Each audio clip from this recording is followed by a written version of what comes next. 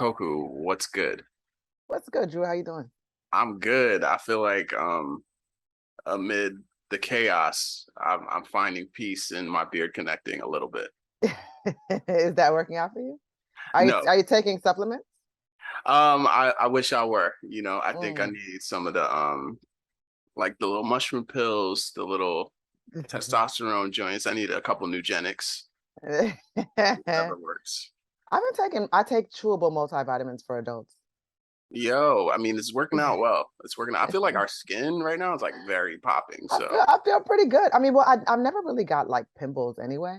So like if I ever really, had a pimple, no, I never did. If I wow. did do it would because like you could tell like I was sick or something. So if you see me with a pimple, like I have monkeypox. So it's It already just a is wrap. what it Like is. Yeah. if you're Yeah. ever patient zero, then I know that we're Yeah, that's yeah. um welcome to Unhinged, episode 11. Yeah, welcome. Thanks for I joining feel us. like this is the top of the hour. We have to jump right into the news of the week because the Breakfast Club, is it is it over? Is it officially over? The Breakfast Club, as we know it, is completely officially over, and that is what Angela Yee announced on Twitter, Right. and it brought about a lot of questions. Yeah, I mean, I think the first question is, what is she talking about? Like what? Like why is it as we know it? Like I that's so unclear. That tweet was so unclear to the point where it felt like a look to me. It felt like a subliminal shot almost because it's like, does that make an announcement for the Breakfast Club as a brand, or is that you making your announcement and using the Breakfast Club to kind of like stir up attention? I think we know by now that whenever people say things like that, there's an intentional way Mm, of being vague. So we know that they're either trying to get us thinking yes. or basically trying to skirt around announcing something officially. Right. And so, yeah, she didn't say specifically what that meant. Mm, I assumed just from what like how she tweeted it, I just kind of assumed the most basic thing, and I just thought that maybe she was just looking to kick up something to make it interesting or more interesting, let's say. I just assumed the Breakfast Club was just no longer going to be on the air. I yeah, I assume, mean, which it, was that was her intention, I that was think. her intention, Yeah. right? Like I think that's what those words mean to any like reasonable person reading. But it's when you know anything about like how announcements are made and like, when let's look at the Jesus and Mero thing, right? Like there were rumblings, there were rumors, and then Showtime Jesus and Mero page posted what was actually going on and what the engagement would be with them as a brand and that it was no longer going to run. So it Hmm. wasn't like Revolt TV or Power 105, Breakfast Club, or any of those brand pages said anything. So I found that telling that Angela Yee kind of took it upon herself to be the person to get out in front of whatever was going to happen. It would, yeah, it would seem to me that whatever was going to happen, then if she's the person to get in front of it and to get ahead of it, either she's the person. There's two ways this can go. Oh, When people do that first, either you're the person that had the most issue with the thing, mm-hmm, and you probably have your sort of your version of the truth, and you want to get ahead of the story, mm-hmm. so That's your that Miro theory. Your Miro theory. that's the mirror theory, right? So it's like, let me just get ahead of it, tell it like Mm-hmm. it's supposed to be told, Yeah. and then, let everybody else kind of like just sort of scramble to put together whatever they decide that the truth is going to be. There's that. And Mm-hmm. then the second thing is maybe a person would get ahead of it because they have a more favorable situation. And Mm-hmm. so then maybe they feel like, let me go ahead before they start smearing me, because Right. my situation is more favorable. I just want to get this out here and let everybody know that I am, going to be living high on the hog. And I just, no matter what they say. I can't. I just cannot imagine. I laugh because I can't imagine Angela Yee having a more favorable opportunity than what the Breakfast Club has been for the last decade, which we'll get into. But I'm like, Okay, how yeah. how does she, in her right mind, think that In the anything right she mind, does? Jesus. I mean, no. Like, let's be real. Like, she was an ancillary character. She was like a sidekick type of figure They kind of, on the most popular urban interview stop of the last decade. it's interesting because if you really just sort of broke everybody down to parts, right? Mm-hmm. Angela Yee is truly the actual radio veteran here. She Yeah, didn't happen upon this career in that sense. right. So she came from a radio background. So the language you're using is, it's not, it's not light, but it's not incorrect. Like, how do you reduce someone who is a radio veteran to a position or a seat where they are the ancillary character, or quite literally kind of being the stooge? Yeah, and I wonder too if at some point she thought that was the play, and then later on she was like, maybe this wasn't the play. Like Right. maybe this doesn't put me in the best position. And you can kind of tell with an announcement like that she's like, yeah, like I'm coming up now. Like you Mhm. thought I'm you a do thought. I'm a do me. Yeah, exactly. And I'm very capable of doing me is sort of how it reads. Just you wait. We gonna see. We about to see. Oh man, but I think we did see. That's the thing about a decade of like of sample size is like we did see what Yeah. you're capable of. And what I'll say is this: like she came from, in that radio veteran or media veteran career, an era where Robin Quivers or a similar personality type who was a woman, Yes. we slotted in to a very sort of like jock, male, aggressive, weird humor, and they were supposed to be like the giggling voice. Like, oh, it's not yeah, for a long time that actually worked. That actually right. was a very strong. Because I'll be honest with you, I as a kid I used to just listen to Howard Stern. Like, I would listen for Oh years. yeah, all the Yeah, I time. did. Mhm. All the time. I was a And huge Howard Stern listener. yeah, and Robin Quivers, like you said, she's just that accessory sort of, that companion piece where she doesn't have a huge voice on the show, but hearing Robin laugh or put in Yes. those little 2 cents here and there, just a yes, no, Yes. whatever, maybe, that added to the show, And and a it added little bit of pushback, like a little just a tight. little bit, not too much to, yeah, they didn't argue necessarily. It wasn't a big, it wasn't that, but she added something to the show where it did add like a layer of something, it added like an ingredient that Yeah, made the show just much more listenable, even though yeah, she wasn't Howard Stern. So yes, right. that was always a formula. I mean, it definitely has a lot of like know your place vibes to it though, because like they don't have these like monologue style rants like the hosts or like the Charlamagne figures. They never get that. They get the little like the rumor report, the little like side segment that doesn't register, especially now, because like what's the rumor report in the era of the Shade Room, right? Like what is that? I don't understand. I don't, as far as, and I'll be the first to tell you, like, my news sources, my sources say it doesn't come from like the top, news, sort of if you want to talk about media being non-biased, like there are some, like, I'm not going to lie to you, like I go and open up Al Jazeera, like right now, the first thing I'm going to is the Shade Room. It's on site. I'm Yeah, going to the yeah, Jasmine brands. that's right. Shout out to the Right. neighborhood talk. Like, I'm in all those comments every day. Yo, I'm in Lipstick Alley. I'm not even gonna Yeah. lie. Like, I have Oh, you go deep. a whole sock puppet Lipstick Alley account. Like it's like my girl's combination name with mine. Like nobody would. I'll be on there Nobody lurking would know. heavy, See, heavy. how you move in Lipstick Alley is how I move on Reddit, because I have an entirely different name. Like, it's not even me, and I have like Yeah. numbers in it. It's like the person is not me at all, and I just go in there and I just comment quietly and anonymously, and I just take in information. Yeah, that's perfect. I mean, I think given that level of savvy that viewers have right now, it's like, what could you give them in a radio broadcast rumor report slash blind item slash like what can you really give a viewer? And it's like a resume point where if that is the foundation of what you're gonna then like launch from, I feel like that's shaky. I think how you allow something like a rumor report to evolve in this day and age Mm. is that people have to be so interested in how you talk about the rumor, not about the rumor itself. So, and Which is Angela, another point against that's the it. thing. Yeah, because Angela is very Switzerland, right? She's a little bit more, she's far more, I should say, balanced than Charlamagne is. So she's not gonna say anything nasty about anybody. She's just not gonna go there. That's just not really who she is. At least, maybe when the cameras are off, she might have her own opinions, but she just at least wants to be fair. I get that from her. So if you're gonna be talking about the rumor report, I think something like that, the only way that could work is if you're gonna go and be like a throwback Wendy Williams, where you get into the rumors and then you start start, talking about sources yeah, and yeah, you heard. sources say, and Hmm. sources was my best friend that I went to dinner with last night, and guess what Yes, sources said? Like you have yes, to be yes. that kind of person. So the rumor report does not compliment somebody as nice as Angela. Yeah, I mean, and I think nice is really generous because okay, Mm, the kind of the war report on Angela Yee is that like she's really savvy and smart.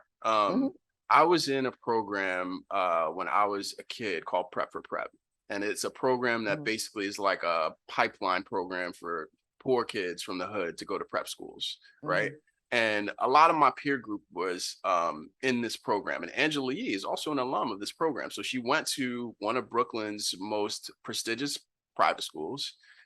She mhm, started a media career both in internet and radio. So I feel like she was mhm, always working that kind of savvy angle of PR for indie like performers and rappers. And my dog is mhm. wilding right now, G. Like she's real wilding. Hey, yo, Um, dog, stop dogging. yeah, stop being a dog, G. Like not even welcome here. But she was really savvy and she understood how to be someone who could be a manager for an indie Mhm, hip hop act and like get them in the right spaces, get placements for them. And like that's where I think that diplomatic side comes out and is like really helpful for her. But I think mhm. in the age of content that she came up with, that actually hindered her and held her back. Like I think in this age you have to really develop like a point of view, like not necessarily be sensational and gossipy, but I do think you have to have a point of view, and it's to me really unclear what her point of view was, especially on the Breakfast Club. So let's let me ask you a question then. Yeah, How is it then somebody as fair and kind as Angie Martinez has been going on for so long? Because you don't hear nothing bad about Angie Martinez. yeah, She's yeah. been attacked people. She has very close relationships with even the artists that she Oh, interviewed, absolutely. which is very difficult for a journalist to do, but Yeah, it shows the level of trust that they have for her because she's truly a good person. Like you know that yeah, about yeah, Angie yes, Martinez, and yes, you don't have to know her to know that. So yes, how is it that an Angie Martinez can thrive in such a dirty, nasty game yes. despite all of that? You know what? I think there are a couple of key points here, and I bring up the prep school thing with Angela Yee because Mm-hmm, I think when you're around white people a lot, like I have been when I grew up and went to school, there is a certain part of white culture that's like very calculating, mm-hmm, and that is actually like encourages you as a black person or a person of color to like embrace that calculating side, as in embrace the part of you that is willing to be like cagey and like hold back information and mm, potentially like pretend to know less than you do, right? And I don't think that's mm. necessarily a bad thing, right? I just think that No. if it is something that defines you in an era where many people are coming out with their viewpoints and many people are kind of showing their authentic selves or what we might think of as their authentic selves, it can be potentially something that holds you back. But then there's this other element, and I want to compare it to another form of journalism. I don't know Mm, if you've ever heard of the team, I'm sure you have actually, Woodward and Burns. And they did like a lot of White House reporting. So they like reported on the Nixon scandal when it first mhm, happened, right? And Woodward and Burns had distinctly different strategies about how to be a journalist, and it still holds to this day. There are mhm, journalists who are insiders, and so they'll go to White House aides, they'll go to the president's friends, the president's cousins, and they'll get in well with them. Be like, "Yo, I'm taking you to lunch. You know, we're gonna go down to the Beltway. We're gonna have the they're like lobbyists. exactly. We're gonna have Mhm, $400 dinners, and anything you say is totally protected. No one will ever know that you said it. But I'm gonna get all the information I can by treating you kindly."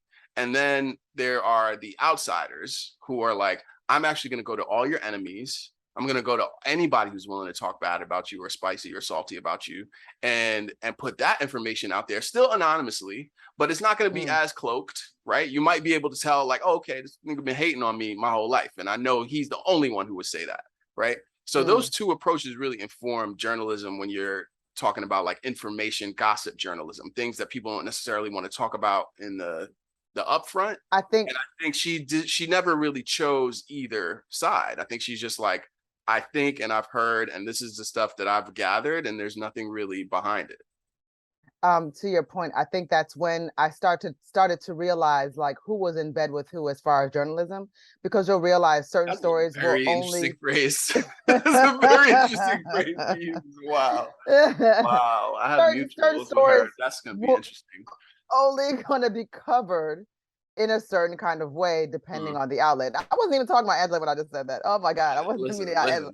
I didn't think you Listen, were, but just the way sources say. the sources. So this is how I'm going with sources. So for instance, like you see something like, for instance, a perfect example Mm. was that whole situation where this person purported to be an ex worker of Nicki Minaj's. And it was Right, just like, right, oh right, my right. God, Nicki Minaj. And it was just, obviously it was, listen, you at some point you have to be like, stop taking sides in a sense where I don't care what you think about the woman. Right. That particular story was so ridiculous that it just could not have been true. It It just was wasn't just true. false. Right. Using somebody else's, like somebody that has a career, using their avatar and acting like they were the person. Like it's just not, it's just so stupid. And then Right, claiming right. like all this stuff that they would know. Like you wouldn't even, if you worked in that capacity, you wouldn't even have that kind of insider info. Like you're not supposed to know all of that about, you don't, whatever, it was false. But the point I'm making is that rather than report about and show the receipts of the false report, what I noticed is a lot of the artists only reported Nicki's response to the false report. Yeah. Yeah. So they didn't want to shine light, and that was more so because they're in bed with Nicki to say like, Right. Nicki don't want me to run this, but Nicki wants Right. us to run her truth. Right. Right. Right. So that's where I was going with in bed. I wasn't Oh, talking absolutely. Absolutely. No, and about. you're right. You're right. Okay. And that's a bigger, better point about the Breakfast Club Mhm. is that they were strange bedfellows with Black artists and entertainers. And I think Yes, that made them feel like this necessary stop for a lot of really big acts. But I believe they violated that trust like so constantly and like so egregiously that they actually became the most hated interview show in Black entertainment. because I'll tell you what I think that when we knew that was when Birdman felt obligated to go up there. Yeah, Like he felt obligated to go and make that appointment right. and make that statement, even if it was for like 45 seconds. He felt like he had to go up there and say what he had to say, Yep. even if he was, listen, essentially throwing an adult tantrum, right Yeah. before our eyes. Mm-hmm. Even if, again, that's as I've said before, there are times when people are being reactionary to abuse. So all you see is that Mm-hmm. reaction. So Right. Birdman, ended up being a meme behind that. But Mm-hmm. then it's like, well, what is he mad about? And is Mm-hmm. is it valid? Right, right. Who But didn't become a meme? Like when I think right, about it, who didn't become a meme? Like I feel like so many people became a meme because of how they were goaded on the yeah. Breakfast I think that, a pivotal moment too, as far as the Breakfast Club, when I knew that things had turned, Club. Mm-hmm. was when, because usually, Black folks will laugh at anything. Yes, I yes, have literally been at a funeral and seen people laughing at the yeah. Of funeral. You course. know what I I'm saying? Like it mean, just be like, yo, that, it's like we know we that know where nigga, this family was the whole time. Like, right? and Or it's look, showing up here. got that nigga in the casket in the suit. That nigga wasn't wearing no goddamn suit. Shit, nigga. Whispered like bitch ass nigga. Can't fight me now. Like I've seen stuff like that. But anyway, Oh I knew man. that things had taken an extreme turn when no one thought, or at least not as many people as we would expect, thought that Little Mama crying was funny. Nah, yeah. I mean, it That's when couldn't I knew. it couldn't have been in the moment because they brought her on seemingly to sort of like clear the air. Like I feel like Yes. that that's kind of where they would do the bait and switch that made Mhm. people eventually become upset with them. Where it's like even Ray J, who I would say is like a master at media. Like Oh, Ray J Ray has J, this in the bag. he Absolutely. understands how media, he understands that there's no such thing as bad publicity since a child. Like he's been very in tune with that, and his Hmm. appearances on the Breakfast Club have been measured, I think, for his kind of success, right? For his, Mind you, Ray J is patient zero to all of all of this this, shit. all Like of this. literally, Ray J is the reason for the Kardashian season. Oh, Ray J, absolutely.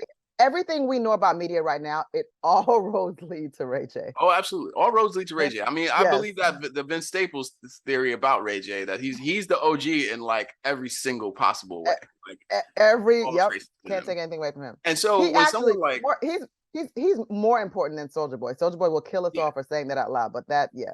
yeah, no, he is more important than Soldier Boy. Soldier Boy is influential for sure, but I think Ray J is influential in more ways to more parts of what we know right now. And yeah, like even when he came on there and after the Fabulous thing and like it just felt like, as someone who was pumping a brand, because he's really savvy about that too, right? His content partnerships. He had the headphones, he did the glasses on that appearance, and that became a meme. Like even he, I think, would go up there and be on the defensive. And I Yes, think just waiting. just waiting for that moment. And I think that is actually a shame, because and I put that a lot on someone like Angela Yee. Actually, I think Angela Yee is the person who, as the veteran, as the smart interviewer, could have created the kind of space on Breakfast Club that would have been like a historic kind of interview space, because I think those are emerging right now post Breakfast Club anyway, and actually replacing what the Breakfast Club was maybe capable of doing, because they were so focused on like sensation and notoriety and like viral clips. Well, I think that's what's interesting because, and this is kind of what tends to frustrate me about people in general. So the Breakfast Club, provides a product, right? Everybody has their role and they play into whatever that role is. Yes. When you see each of these individuals outside of their role, first of all, Charlamagne is a very intelligent dude. He is intelligent. He's a smart guy. Like you said, Angela is a smart woman. I don't listen to Envy's podcast. I don't really know. We didn't even have to say the envy. We could have said, "Look, Yeah, Angela Yee's a smart woman, Charlamagne is a smart man." Yeah, I'm not saying that to take anything away from it. I just don't know because I don't care about fast cars. If you had just left Envy out of the triplet, we would have been good. Yeah, I don't because I'm not trying to be like like now I feel like one of those people. I know you not. Yeah, like so tell the people about the time you woke up this morning. So like I don't want to say Envy, I'm not picking. I promise you, I'm not doing you like that. But it's just that we're just such different kind of people. Like he's a married guy with with children. He's a straight shooter, is what I'll call him. Yes. Straight shooter. Yes. And he's got to be smarter than me. He's far more wealthier than I am. So I mean, maybe does that make you smarter? No, because Elon Musk is considered smart and he's not smart. Yeah. I mean, we don't know. But anyways, so anyway, just to go back to that, I just Charlamagne and Angela are not dumb people. No. So when you see the roles that they play on the show, and when I look at stuff like that and know the value that you could contribute in a different way and you don't do it, that's what makes me kind of wag my finger like, y'all, come on, like what you doing? Because I know that, are the conversations when y'all get back home, is it more like, well, you know what I got to do when I get on the air? Because if you're saying it like that, I don't like that. I don't like that either. Like, I'm not with that either. But I think it's also the evolution of radio. I'm glad you brought up Angie Martinez, because Angie took that goodwill and good favor with the artists and she did something really great with it, right? She made a like a welcoming interview space. She also was able to tell her story and bring people into her as a person. But I think what companies like MS Communications that owns Hot 97 and Clear Channel that owns Power 105, I think what they always wanted to do was basically stir up the kind of drama and controversy that fuels like records and beefs and feuds and rivalries, and then be able to like renewably and sustainably like recreate that with like multiple artists who are then making more records who they can then get played on the radio like over and over again. Like I think they want to be able to influence that. And in this era, like I think in the Pac and Big era, it was about like, okay, on wax, like who's going to put out that record that we can then spin a million times. And in this era, it was about views, right? It was about like clicks, shares, views. And they were like, all right, how do we basically create the breeding ground for these massive conflicts, and then also kind of like watch the world burn as these conflicts like get out into the world via video. Do you think that at some point then maybe these individuals started to realize that they were being used? I do think so. And then that's probably why they well, no, actually I started to say that's probably why they entertained a content shift, but I don't think that was the motivation behind the content shift. No, I don't think that's the motivation. I do think that might serve as a motivation for them to go get their bag, because they're like, Yes. Clear Channel owns all this content and I'm in it, Hmm. and I don't get to, be a New York Times bestselling author. Or, I think with Angie, she's like the exception that proves the rule, because she was able to take this Hmm. the radio sort of corporate ownership of her career and be like, I'm good here, but my brand is still also going to be really good because of all the goodwill I've built up with artists, right? But that Hmm. crew with Charlamagne and Envy and Yee, I think they were definitely like tools of that system, but maybe not Hmm. getting the return on investment that they were putting in for having their faces Hmm. and their personalities in these major conflicts. Like, some of these are like embarrassing moments for them too. Yeah, terrible. Yeah, it doesn't make them look good. Yeah, there are some really awful, cringy moments I can actually think back to. Um, What's each your one, most cringeworthy moment with Breakfast Club? What do you think? I have a couple of them. One of the most cringeworthy moments was when Master P was on, and Charlamagne made one of his, at the time, typical comments, like sexist comments about Mercedes, which was one of the artists that Right, was right. on No Limit at the time, and she was famous for the cover where she had posed some kind of way. And I don't remember this exactly because it was just like, I remember just watching it kind of like in whatever real time, YouTube time, whatever you wanted to call it. Mhm. And Master P's look on his face, like, sometimes, you got to remember who you're talking to. Master P might be, this businessman, this mogul, multimillionaire, like, he lives in Hollywood now, this thing, but he's still a man from New Master P Orleans. got bodies, yo. Master P, like, I mean, Yep, even it's if a very, he didn't make those bodies, like, he got bodies. You know what I mean? you just have to remember, again, you have to remember who you're talking to, even if you're meeting them Yeah. in a different space and time. Like, even like the man that owns the dry cleaners might be somebody that's, there's a reason why that man owns the dry cleaners. You know what I mean? Mm-hmm. So it's like, it's the way that he ain't real turned up, but you could just tell, like, Charlamagne, he knows what that was, and he Yeah. fell back and he knew that it wasn't funny. So that was very cringeworthy to me because it shouldn't have happened, and I knew it was gonna happen because I know Mm-hmm. people like Master P. The second one was when Gucci Mane came on and kind of just called Angela Yee out and was like, yo, like, you was on my body crazy. Like, don't be up Yeah. here acting like you wasn't sweating me. And Angela was so embarrassed, like, chill. And to be honest with you, I'm inclined to believe Gucci because people like Gucci. I know people like Gucci too. And people like that don't lie. They No, don't tell the truth at the best times, but they don't lie. no, they don't. And I And I, think that's where I agree with that one. And I feel like that's where they lost the hood. Like, I feel like they lost the streets with that mm-hmm, exchange specifically, because it was mm-hmm. like, yo, Gucci, And he's maybe shit. But maybe they lost something with each other too when Charlamagne Mhm. interviewed Gucci individually. That may have been a breach of like friendship or trust or like loyalty. Like, yo, now you're gonna go and interview him after he played me like that on the air? Can we talk about Charlemagne? Because I feel like Oh, that was one of the ways that he kind of like defected and uh betrayed the interest. Because it's one thing to go and get your own bag and to do things that are like we said in the Jesus and Mero episode, that do mhm. not conflict with what you're doing directly in your main bag, No, right? every single one of them has their own successful Yes, podcast that yes, speaks to their individual audiences. yes. And Mhm. that is typical. Like Skip Bayless, Shannon Sharp, right? Like Yep. Stephen A. Smith, Max Kellerman. Both parties can appeal to the audiences, and then they can come together and like a bigger audience can watch them. All that is good. But I think Mhm. when Charlemagne starts doing stuff like interviewing Kanye, Yeah. like that kind of thing seems like, well, why wouldn't Kanye be on the Breakfast Club? He's been here, Yeah. right? And so what is it about you as an interviewer that makes it expressly that you have to be the person doing this one? It seemed like, to It me, those grabs, like that Charlemagne did a lot of those grabs. It just reminds you that, and I don't know if I necessarily fault Charlamagne for this, so I'll just play devil's advocate on that. Mhm. Maybe Kanye said, "Well, I only want to speak to Charlamagne. That could be. I don't want to speak to them." And maybe there are just opportunities that are being placed in front of it. Again, like I said, with the other when we were talking about Jesus and Meryl, there Mhm. might be opportunities where someone says, "I want you, not both." What are Yeah. you supposed to do? I mean, in the name of loyalty, of course, there's certain things that you shouldn't do or you wouldn't do. So I think that is a great conversation when you're talking about the Gucci Mane thing.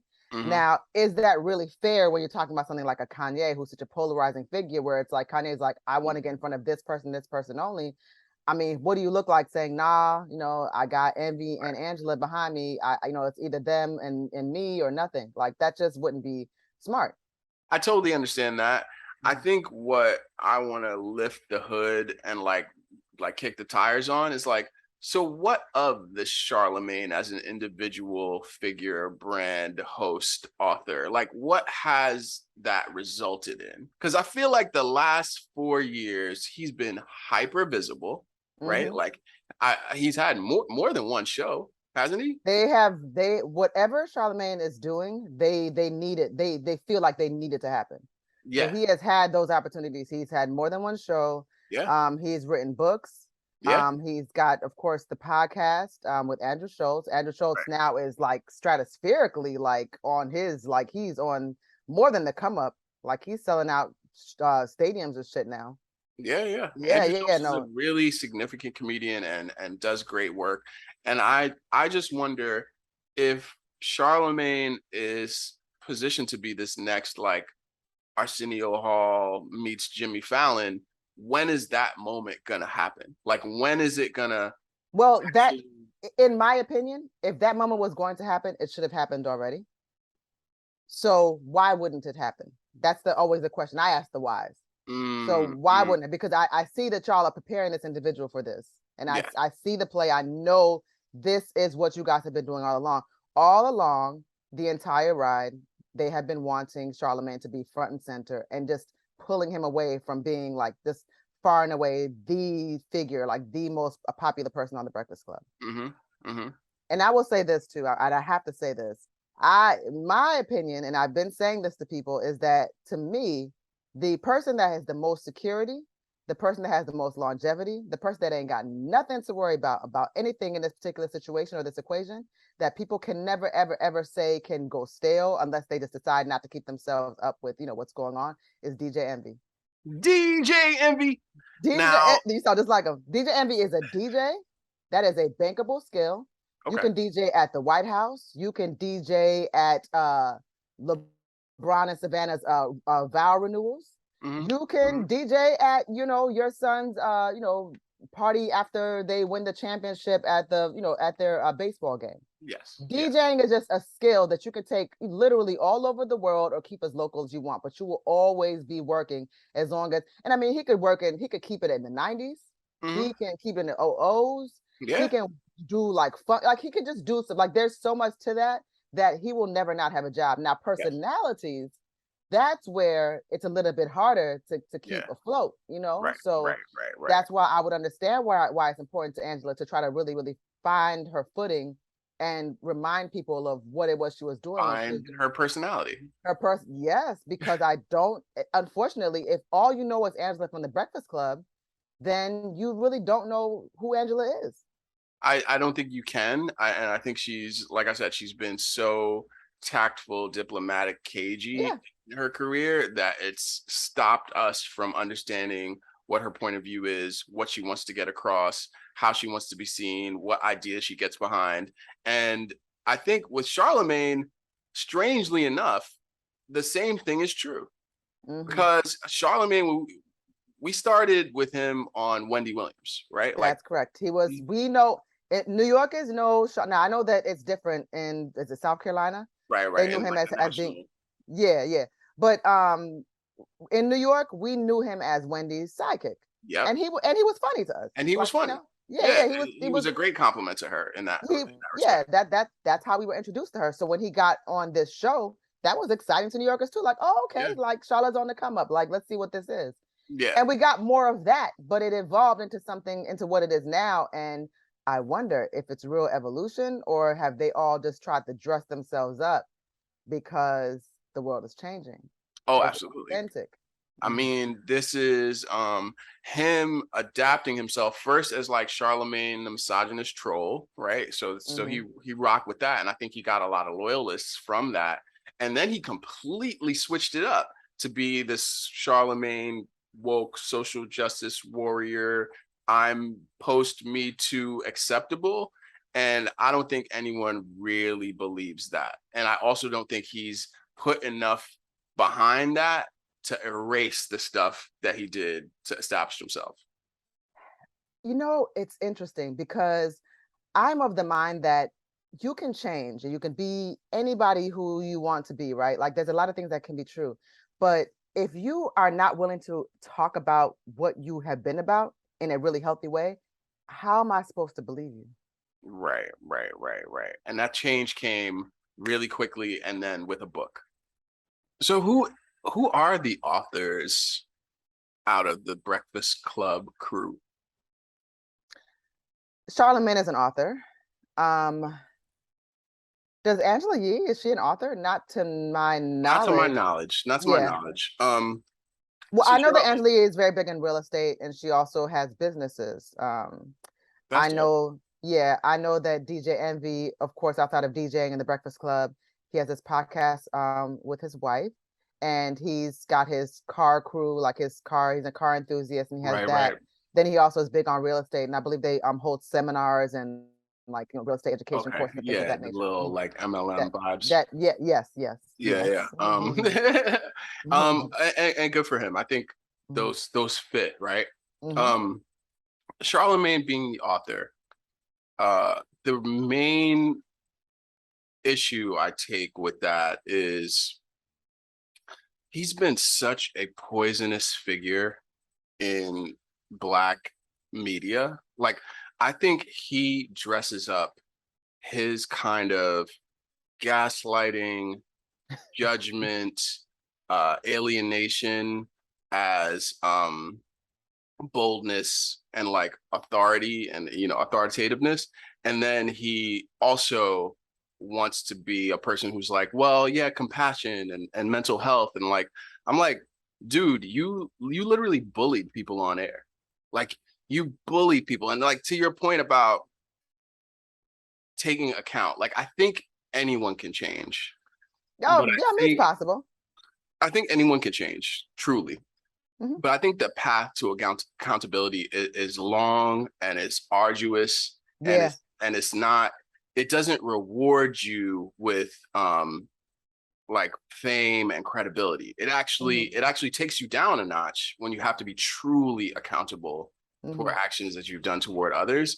And I feel like Charlemagne just kind of like changed up his brand for Twitter, changed up his sort of like capabilities as a host and an interviewer by going more that woke social justice route.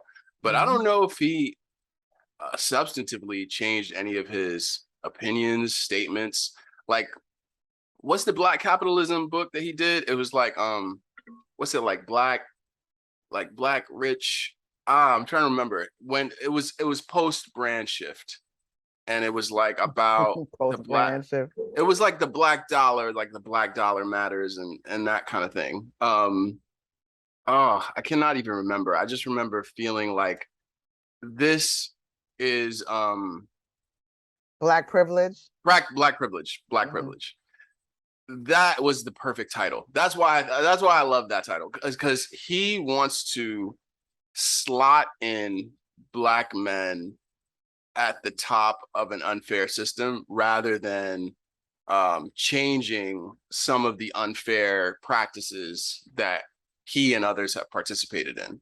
And so I think he just wants to change the face of power rather than mhm, to change the idea of what actually gives us power, right? mm, And start to like reform the world around him. But I do think with the mental health advocacy piece, he's sort of posing and posturing like he wants to change the conversation and change what men are able to say and do and like how vulnerable men can be. But I actually don't feel like that is at all sincere. And it doesn't feel like his efforts toward that um really happened over a course of time. I feel like it happened like very quickly. And that came with a book. I'm like, if you're going to have a big mental health shift and a big shift in philosophy, I don't think it takes place in the year it takes to write a book about it. I think it has to be many, many years, many, many stops along the way, lots of atonement, lots of accountability. And I don't remember seeing that, or I don't even remember So really like apologies. what do you think is the end game? Did he ever apologize for Lil Mama? I mean, let's talk about, did he ever apologize for the assault?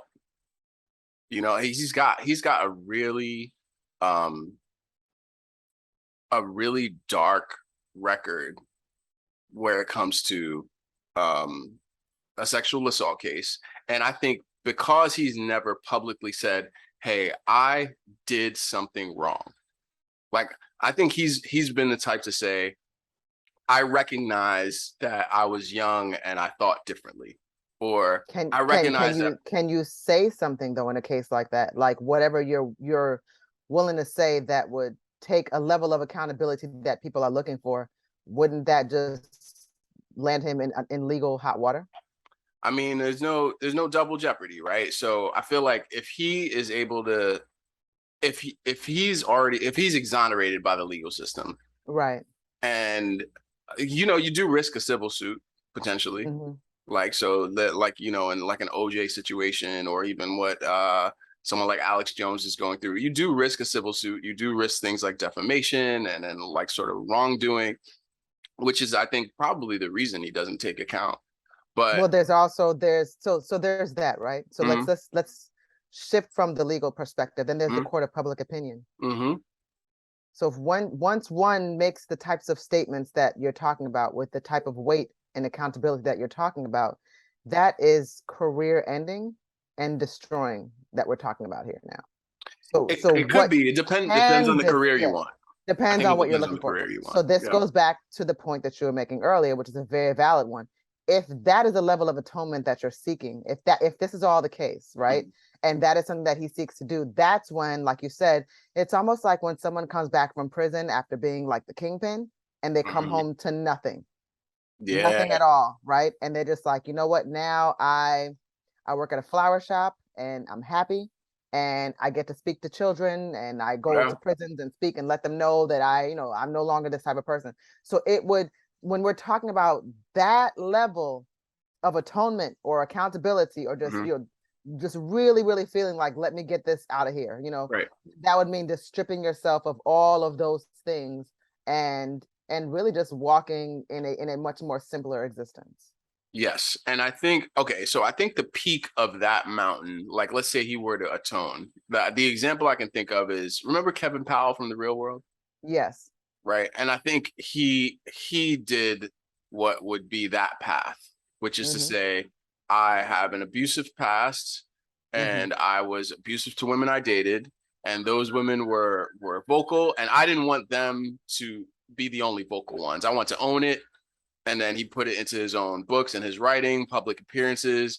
He was a host. He's been a media figure for 20 plus He years, even had right? like political aspirations. I Yeah, remember being political like, aspirations. And I think he yeah. regained some of the goodwill by doing the work involved in atonement, right? Which is Yeah, like I can honestly hard. say I've seen him in Bed-Stuy, like he was actually like on the ground Yeah, being involved in community activities where like I was just quietly doing a community thing. And yeah, it's like, oh, that's Kevin Powell. Like, yeah. okay, that's interesting. Yeah, He be yeah. out And here. he wasn't like he wasn't like flyers out like, hey guys, shaking Right, hands and kissing babies. He was like doing right, stuff. So that I see what you're for that to that point, it did make me look upon him differently. Like, okay, this guy isn't just out here just doing it just right, and I don't know much about him, so I'm not really advocating for him as a person per se, but it at least let me in that moment know that this isn't just to do. He's right, right, yeah. right. And then also he's published 10 books. So it's Mhm. not as if you would have to I don't think you would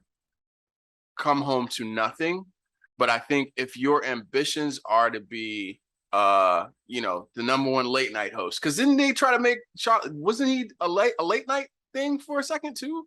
Like I've said in the past, they are always looking for that number one black dude, Negro, however they look at it, whatever they say in the boardroom, they're always looking for that person. Yeah. Okay. So yes, the goal, that's why I said I don't know where the stop and starts are coming from. I do believe the goal was to make Charlamagne the next Jimmy Fallon or something of that Right. sort. That's why I was even saying in the Jesus Mero situation, I believe that is, if I'm going to say what my opinion is, I believe when they sit here in these rooms and when sources be saying, I think they're saying we need Jesus to step it up and do this kind of thing. Now, to Jesus's credit, I don't really be hearing nothing about him. All you ever hear about Jesus is he's Hollywood Jesus and he be banging white girls. Yeah. Okay, well, what else he be doing? I don't really hear anything else beyond that. So if that's the if that's the mark on his character, no smudges, no well, what smudges. I mean, if that's a smudge, ban the NBA, ban the NFL. Rest in peace, Bill Russell. Rest in peace, FIFA. Get them all the way the fuck out of here. For real, for real. Every black person in Brazil, out of here. all y'all playing soccer in Europe. All the black South Africans, let's be real. Out of here. All the coloreds, out of here. How then does Charlamagne continue to get opportunities? Because it's like, do you see him as a crossover figure? I mean, well, this is probably to Charlamagne's credit. Like, to me, like, I don't think Charlamagne, like, I mean, he don't really switch it up to me. Like, I don't think he comes off like a code switcher. Like, I don't think Charlamagne like dresses up like, hey guys, it's Charlamagne, and now we are on to, like, I don't think he do all that. And that's dope to me. Like, so I don't know, like, I don't know what people expect of people, but I'm gonna, and this is an extreme example, but I have to use it. But it's like, when I think about Charlamagne, it's or like what people say that they, or what has come up or what they've drudged up about Charlamagne's past, let's say. It's kind of like when we're talking about that accident with that woman in Windsor Hills in Los Angeles, when they went and found that so-called friend, right? The friend in the street who ended up being a woman that she didn't even know, had nothing to do with anything, just a person that wanted to be on TV. They went and picked the person that was just like outside, like had a blunt in their hand on a news camera too, like on some like, yeah, and homegirl was, this, like, so that's just like, they just think that every black folk is doing a certain kind of, like, we're all doing certain kind of things. Right. So they look at him as a brute anyway. Yeah, that's what I'm saying. Like, even though Charlamagne has wrote a couple of books, is a multimillionaire at this point, I'm very certain Charlamagne has probably read the same books that we've all read, if not, who knows more, maybe I don't know, you know what I'm saying? But I have no reason to believe that me and Charlamagne couldn't sit in a room and have the same kind of conversation and be able to intellectually engage in a very interesting way. I have no reason to believe that's not possible. So, but I say all that to say that doesn't mean that when they see that lady in the street smoking a blunt, like, we was getting fucked up and she got mad at her man. That's the same person to them. That lady is also Charlamagne. Yes. And I'm not, I'm not the kind of person that's, let me be clear. I'm not a putting people on certain levels and I can't talk to this. And that's primarily the problem I have with social media. That's why I don't do this whole little like schmoozing with people, because I do realize a lot of these folks don't really know black folks. Right. I mean, and that's the gatekeeping that both keeps Charlamagne's name afloat, and it also keeps him probably out of the opportunities that he really wants. Like, I think it keeps his name afloat to be like, okay, if there's a list of 4 black dudes that we want to be the next Arsenio Hall, he's on it. But if the spot were to open and we had to dig into his past, how would he look against those other 3 black dudes who they generally look at as the same, but his particular past, I think, might not sing so well with the mainstream audience they would try to present him to.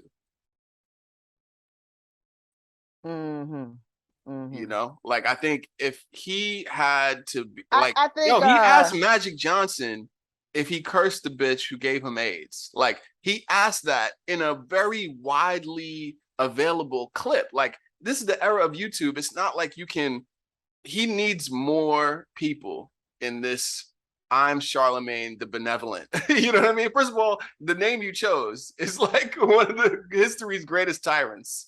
So now you want to become Charlamagne the Benevolent when all of the clips are of you being a tyrant. I feel like that's the thing that doesn't add up. That's where the math ain't mathing for Charlamagne and his bigger ambitions, I would say. there's some real like icky moments that just don't make sense in today Yeah, in yeah, today's yeah, world. And I yeah, was trying to find, like, I was looking, I was like, yeah, I couldn't remember what the one that was really like, ugh. The other cringe one was the Tim Duncan one. Did yeah, you see that when he yeah, asked Danny Green if Tim Duncan was gay? yeah, yeah. And look, I think What is he supposed to say to that? Like, what if he said yeah? in the that is the Wendy Williams era DNA in Charlamagne. Because in the Wendy Yeah. Williams era, first of all, the reason why that worked is because an NBA player wouldn't be on Wendy Williams answering that question. So it's like he got it twisted because in this era he got access to the people who could verify or somehow like substantiate those rumors. But the reason why Mhm. Wendy worked is because those people were never there. It was her talking about it, and you had to trust the fact that she knew those inside sources, and she did.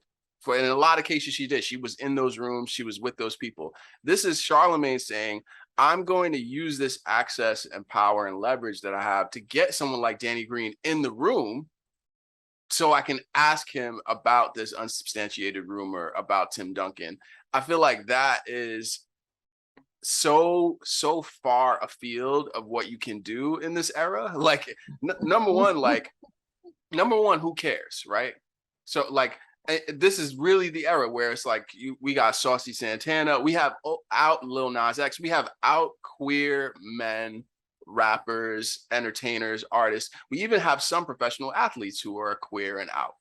So Yeah, it for sure. doesn't. So it's like, what is the thing that Charlamagne is trying to get at when he asks a question like that? You know what I mean? Yeah, it's just so it's very juvenile.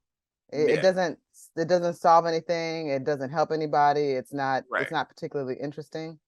It's like, what Yeah, is it's Tim just, I don't Duncan know. doing to Yeah, that people if he is queer? Like, what does that do to anyone?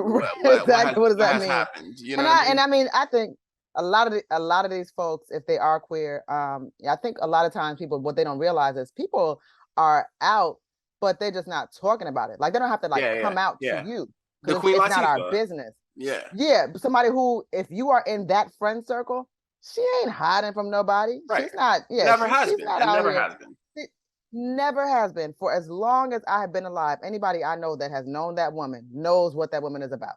Right, Okay. And it's not a secret. She's not hiding from it. She's not running from it. right, She's not, she's not like ashamed of herself. Let's put it right. like that. It's just more so like it's none of your business. And I mean, there's heterosexual people who feel like their love lives are none of our business. Clearly, Mhm. and I think that is where um you see with the Breakfast Club, it's like Charlamagne seems to be trying to keep up with the times, but keep his regressive beliefs at the same time.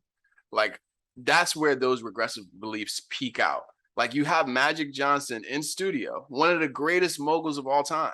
Moguls and basketball players. That's one of my top, like my favorite basketball Is players. he even out of the top five? Magic Johnson No, cannot be out of the he top cannot five. be out of top. If you don't have Magic Johnson in your top five, I don't even know. You don't watch basketball. Like, Right. there's no possible way. Like, I'm gonna be that bold about it. Like, in my opinion, No, that's if real. you cannot put Magic Johnson in your top five, you do You're a not understand casual. this game, and you are really a casual. Yeah. I think the other part is like, is Magic Johnson like top five like African Americans? Like he might be Yeah, like right, that exactly. Like, level. he's literally, yeah. This is a person that would He ain't like, got to go to the Breakfast Club. Is my point. Like he ain't got to be in the Breakfast Club ever, right. Yeah, ever yeah, for yeah. anything. He could send a representative, and they'd be like, "Yo, I can get Magic on the phone," and that would be enough. Like he does not have to be on the Breakfast Club at all. And to have him there and and look, I'm not I'm not an idol worshiper. I don't care about celebrity, none of that, right? Right. But what Magic Johnson has done for the AIDS crisis, where specifically the way that black men were giving it to black women and we were becoming the main victims of this epidemic, both through Yeah. drug use and through Mm-hmm. illicit, or I would say hidden homosexual activity, right? And Mm-hmm. Magic Johnson did the work to erase that stigma. He didn't have to Yeah. do that. Yeah, he did. He did not have to do No. that. And obviously he had He lots of became resources front and center. front and center.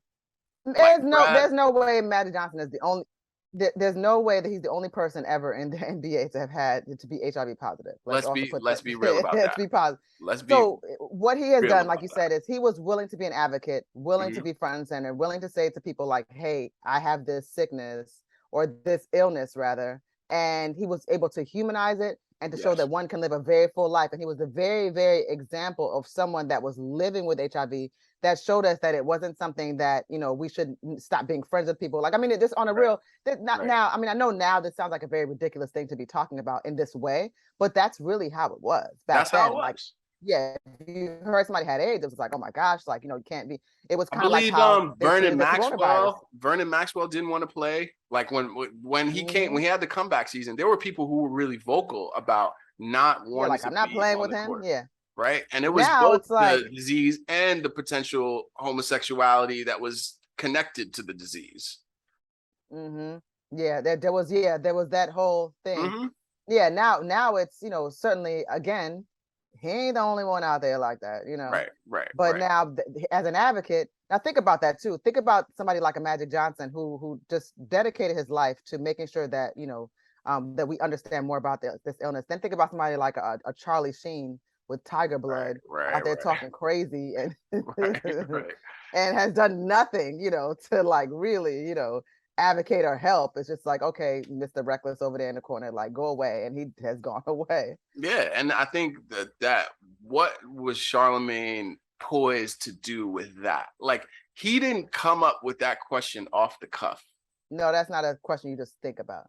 That's a He question was where you go like, like, yo, I'm gonna ask this question and watch. It's gonna go yeah, viral. It's gonna go crazy. right, right.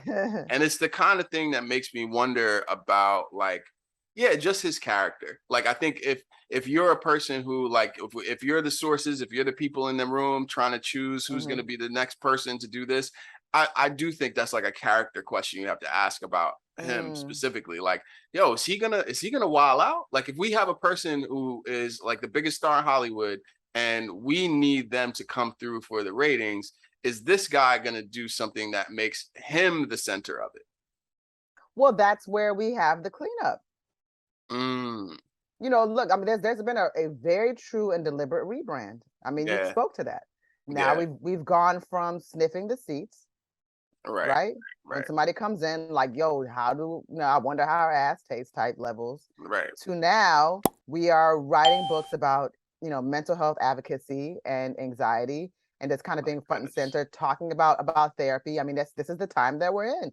People, my and I mean, goodness. these are the things that people love to. Charlemagne's neurodivergent now. Like, So people love to talk about these things. I mean, I personally love to, well, not with everyone, right? Like, because you can right, right. definitely tell when the conversation is just really that people just like, oh, like you said, like now it's like, oh, okay, well, you guys know I'm late because I'm neurodivergent, or Yeah, yeah, exactly.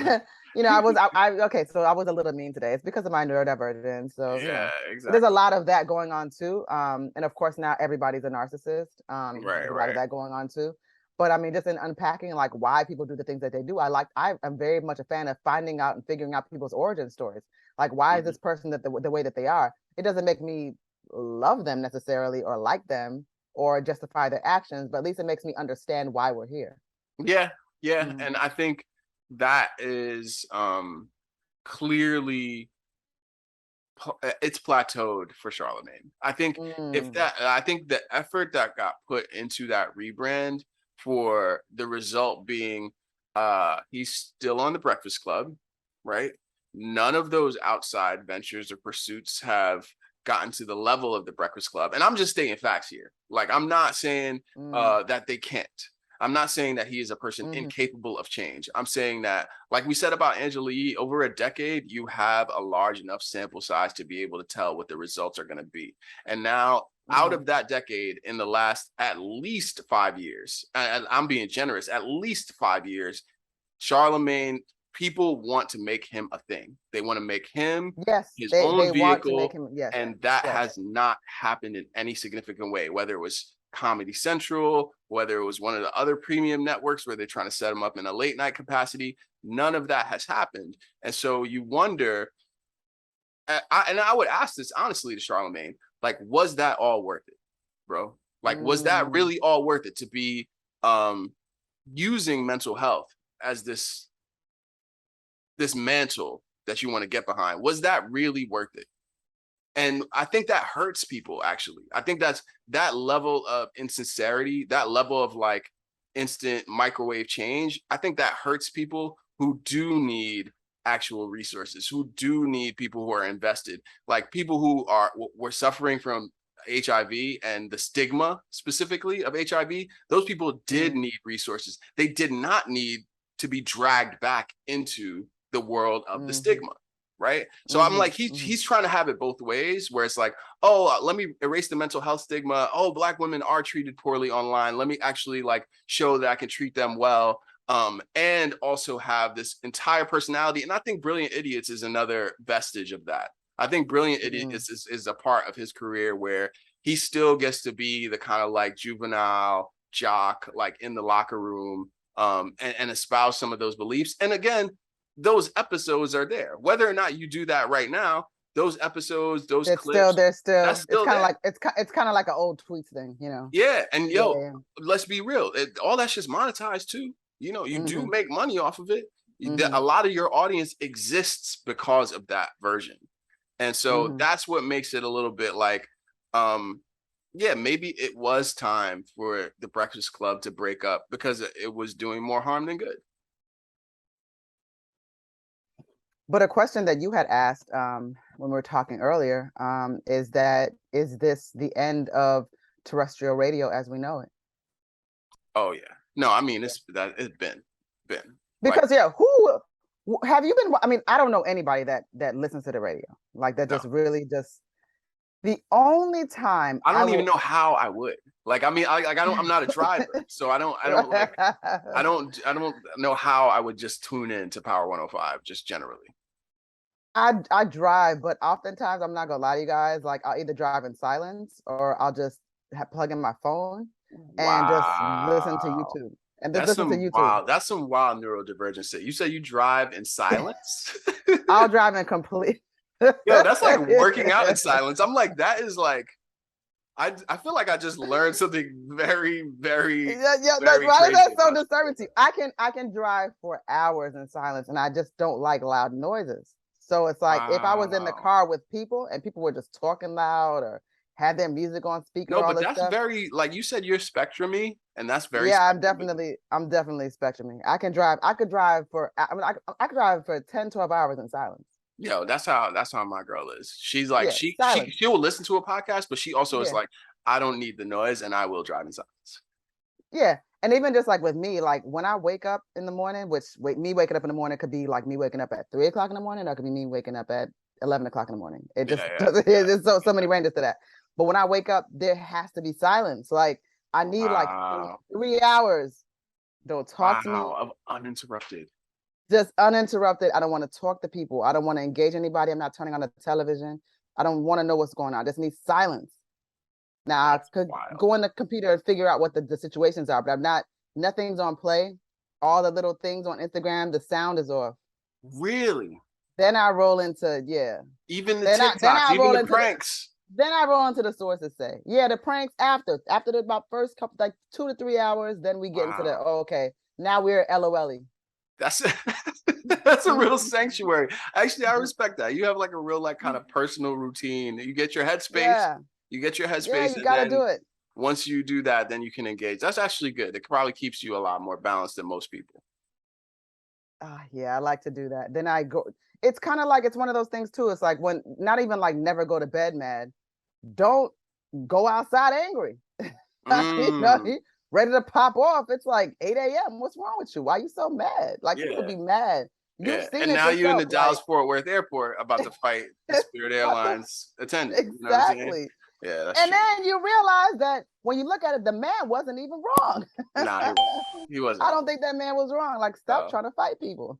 I'm surprised he didn't give it the two piece. He was like, he gave her the one, you know what I mean, the right cross. Yeah. He should have given her the two piece in that case. She should have knocked her ass out. I'm not gonna lie to you. There's a certain thing. Look, I'm not gonna sit here and pretend to be that person that's like, oh my God, we're dainty, we're women. You put your fucking hands on somebody, bitch. Them hands is gonna be put on you. Knock her ass the fuck out, bitch. Yeah, he has Yes. some paws too. You could tell he was a big bear. Yeah, yeah, exactly. And you still, but see, that's the thing. She was aggressing him because she didn't think he was gonna do nothing to her. That's why I can't stand people like that. You know, you bark, bark, bark, bark, you scream, scream, scream, scream, scream, and when somebody knock your ass out, you want to And sit I here don't and know if cry. she heard about gay black men. A gay black man will smack the shit out you, like male or female. A gay Let black me man tell will you smack the something. shit out you. A Yo. gay black man is still a man. Yeah, So what you yeah, doing over there, sitting here trying to smack up, push, shove, whatever it is, that yeah, man is gonna man on you. yeah. Exactly. Yeah. Tiger went tiger. Mm-hmm. I mean, yeah. For the Breakfast Club, I wasn't surprised that they would break up because, like we've said, bands break up all the time. But Oh yeah. I was, in fact, surprised. I would say even delighted with the good riddance, heave ho, get them out the paint reaction to their end. I felt like that was the community saying, "All right, we've had enough." I was honestly genuinely shocked by that. I didn't know it was gonna go like that because when Jesus and Mero was like, "Yo, peace out, we out of here," I mean, the world cried. Yeah, I don't yeah, even think the Breakfast Club is trending. yeah, yeah, yeah. I don't know what happened or like How about what. this? Is Charlamagne trending? You would think with all that he's put into this and being the center of this dumpster fire, is Charlamagne's name even trending at the end of the Breakfast Club? No, right now the people that are trending are Safari and Kevin Samuel. Right? Right? So it's like you did all that and for what, homie? Like, and for what? Where does it leave you? Not to say that he hasn't had successes. He has. Like you said, he's a millionaire, he's published books. That's all great. But if you did that basically in like a devil's bargain where it's just like, yo, the blood of my people, like in order to advance me, I'm like, where does that necessarily leave you? And what's crazy is like, I don't think he has a specific, if I look at someone like Star, Troy Terrain, he has a specific point of view. So when he was at the peak of his powers and he said things that were maybe not kind, that were maybe more sensational. And he did that at the behest of the ratings and the radio shows. And he said, look, if you want me to do this, I'm going to go all out and I'm going to do it with my perspective in the way that I'm going to leave an impression. And I don't think Charlamagne even has a perspective or leaves an impression. Yes, Star has never switched it up. So hate him or love him, you know who Star is. Yeah. You know, and he's taken to that brand and that vehicle and he's put it now on YouTube and he's still one of the top YouTubers. Yes. And I know he's generating income, you know, whether or not people are donating or whether that's through, you know, monetizing the channel, whatever. That's a pretty decent bag, you know, if you know how YouTube works. Yeah. And I mean, if you have the heart to be yourself. Yeah. You know, I think that might have been, with the exception of Envy, because I think Envy is himself, right? I think Envy is very directly, but they are all, I think, instruments of a larger cause, a corporate brand, and that didn't serve them as individuals for the things that they wanted to do. Yeah, and it's you know, again, as we all saw the Star fading for like in terms of like terrestrial radio, and at least they were all smart enough to look into their own individual brands, as we were saying earlier. Yeah. And to look at, so they had the foresight to understand that like things are changing and I've got to figure out my thing and very quickly. So they built that out, they all did. So yeah, I mean, I guess I believe that prior to this even being well before even Angela probably thought about having her own show or whatever she's doing, I believe they all knew that it was the beginning of the end long ago. Yes. I could also imagine a world in which there are new platforms where Charlamagne gets to be that late night person, right? Like I think there are probably other spaces and NFT and Web3 where Angela Yee gets to be that personality that we didn't see before in this particular form of media. And Envy, like you said, weddings are always going to wedding, right? Like there's always going Yep. to be something for a DJ, always a role. So it's not like I wish them ill will. I just think that what they No. created among us was so bad minded, like a bad mind thing, like It's a that's bad not, mind. and that was like the juju that they created in the black community by like making careers off embarrassing people. I don't think you live that down unless you go on and do something that is like restorative and like repairs some of that. I just think the one thing I can say is what bothered me about it is that it spawned people that were attempting to duplicate Yes. their type of media in that sense. And Yes. it ended up being people that were far, far more malicious and mean, just trying to Yeah. really get that kind of look in that sense. And that's where we have all these people that are just like hoping for that viral moment. And Yeah. so and that's why, I take particular I guess I understand the sensitivity of certain artists. Like people laugh at them, like, well, why are you doing this? But when like Kehlani Mm-hmm. or Ari Lennox or Mm-hmm. Summer Walker, and these people are like saying, like, I don't want to do media anymore. Like, I just don't want to do this. And even the athletes, even Yeah, like Kevin Durant, like Kevin they're Durant, all saying like, what is this? Why would I yeah, why, participate in yeah, this? in this look at how you guys talk about me. Right. Look at how Skip talks about what Russell Westbrook. Yo, it's Why wild. would yeah, like it's bad. It's so bad his wife has had to say, like, leave my family alone. Like, what are you doing? Like, these Yeah. people are human beings. So it's like to think that a person is being forced by their label, essentially by their boss, to say, go out there as you. This is Mm-hmm. not like you're not performing in some costume. Like, this is not like Big Bird. You go out there, get broken down to just the most humiliating, like just go be humiliated. Do it for so that you can go platinum. That is an awful position to be Yeah. in. Do it so you can get more followers, like whatever social media, whatever is going on. And these people probably leave these seats crying, Yeah. Yeah. and feeling crippled and broken. And so when people say, like, oh, well, it don't really matter, like they got the bag, like since when, like, are you, and like, I'm telling you, money is not enough to make people happy. If you are not happy, you will Right. not be happy. Like, you'll have some bills paid, but you're not going to be happy if you're not happy. Yeah. I totally agree. And I'm so glad that you ended it on that note because I don't think enough people understand that no amount of fame or publicity is worth your happiness. It's just isn't. It used to be no amount of money Nothing. is worth it, but now it's no amount of Now it's clout. fame because people are more fame seeking now, and Yeah. there's an interest in being, especially with the advent of the sort of the Kardashian like type of Hmm. fame and news cycle. There's an interest in just being famous for no reason, like not even Yeah. necessarily having a bankable scale, like just being an influencer. So that's just where we are. Thank you. This has been Unhinged. I'm Drew Breeze. And I'm Cocoa Puff. We'll see you next time. Thanks for checking out the Unhinged podcast with Cocoa Puff and Drew Breeze. If you like what you see, make sure you like, subscribe, and ring that bell.